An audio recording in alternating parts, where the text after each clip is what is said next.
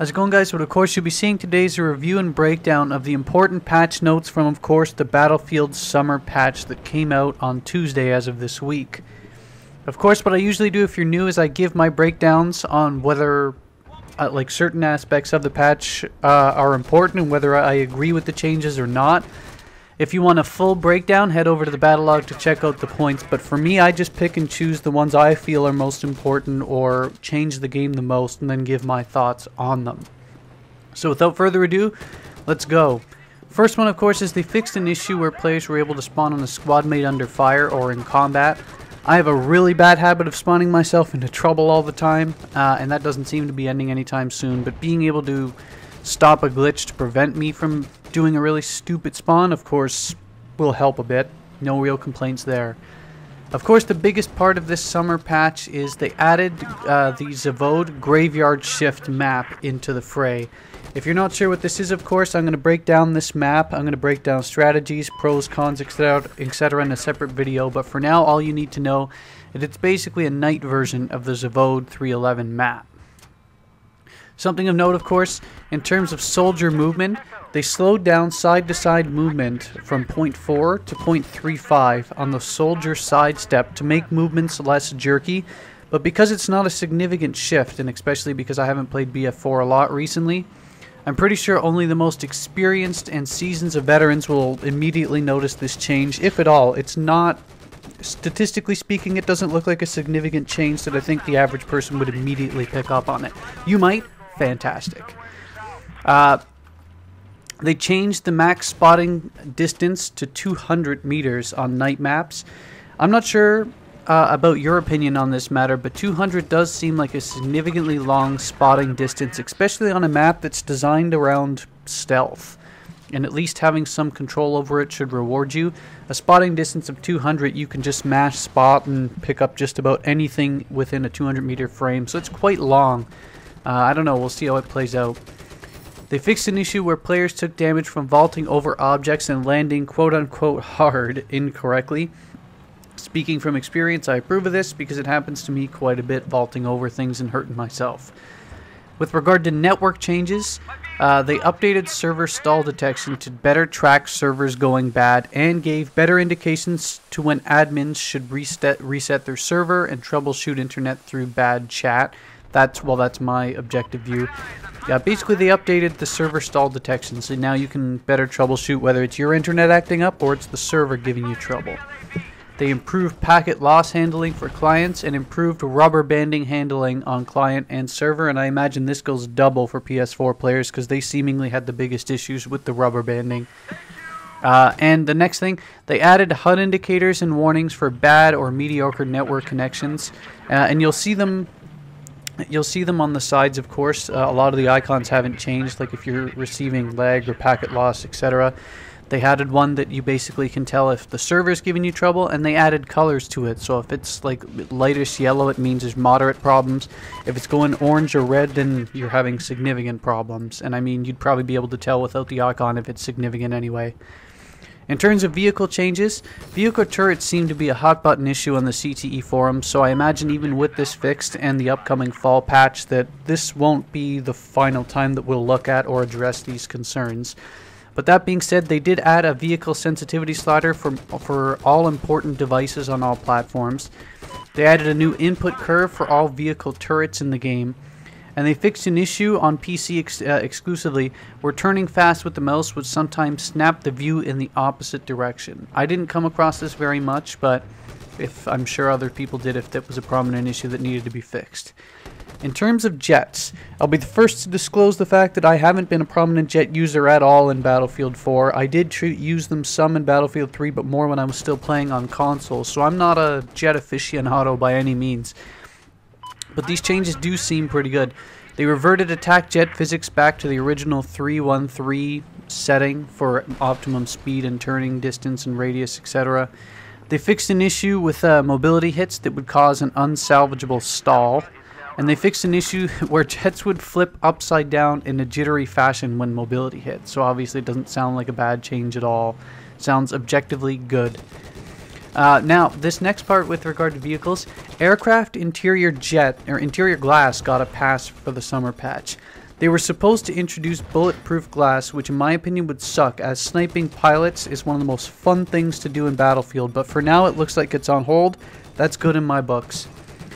All vehicles in Zavod, the graveyard shift, will now have headlights and interior lights. You'll see this immediately as flares and infrared scopes, etc. If you're staring anywhere near a crossing vehicle will blind you. You'll see that immediately. There's no escaping that. Now with regard to the mobile anti-air, here's an interesting one. They adjusted the overheat ratios for more balance between the 20mm and 30mm cannons. The 20mm has better range and it's easier to use thanks to faster bullets. The 30mm has more consistent damage thanks to lower spread. I'm a bit surprised about this, because many in the quote-unquote community don't like this vehicle at all and would much rather see it exclusive on certain maps or completely removed entirely. So introducing elements that seemingly make this vehicle's damage output more efficient is actually an interesting change. We'll see. Lock-on missiles. With regard to lock-on missiles, they make countermeasures more effective and consistent. Turn rates reduced to stop missiles from doing instant 180s. Vehicle time to active guidance system in most missiles has been tweaked a bit. It's been reduced. Blast radii has been tweaked up to reduce dusting, though I can say honestly I've received more dusting recently than any other times. They changed damage type from blast radius to impact damage, and their example is this. If you're using IR smoke in a tank, causing a near miss will no longer damage your tank to almost max damage as if it was a direct impact. It will damage as if it's a blast near the actual tank. So you won't get full damage if it just misses the tank. You'll get the blast radius damage, which makes more sense. Lastly, in terms of weapons, they fixed a long time issue where infantry weapons failed to reload properly. It looked like they did, but they really didn't. I haven't really come across this much. Decreased tracer frequency for full auto weapons from every 1 round to every 3rd bullet.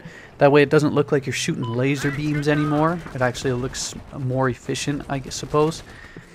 Now, flashbangs were, of course, a big hot button issue, and they've changed quite a bit. They look like nukes going off pre-patch, and they're still strong now, but they were changed. The effective angle, I guess similar to the way they want to do it with Counter-Strike, where you can look away, is effectively 145 degrees. The flash duration reduced for friendlies to 0.6 seconds. It no longer blinds dead people. Increased suppression effect from the flashbang explosions.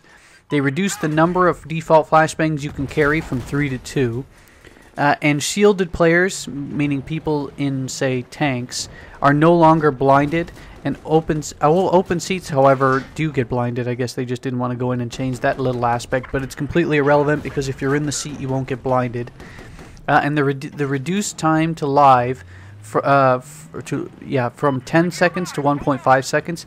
This means players can't drop flashbangs from tall buildings repeatedly at enemies below. So it's the time it takes to actually detonate. TV missiles, of course, have been changed as well. The soldier damage multiplier is now up to 0.3 from 0.1, which allows TV missiles to damage soldiers without direct impacts.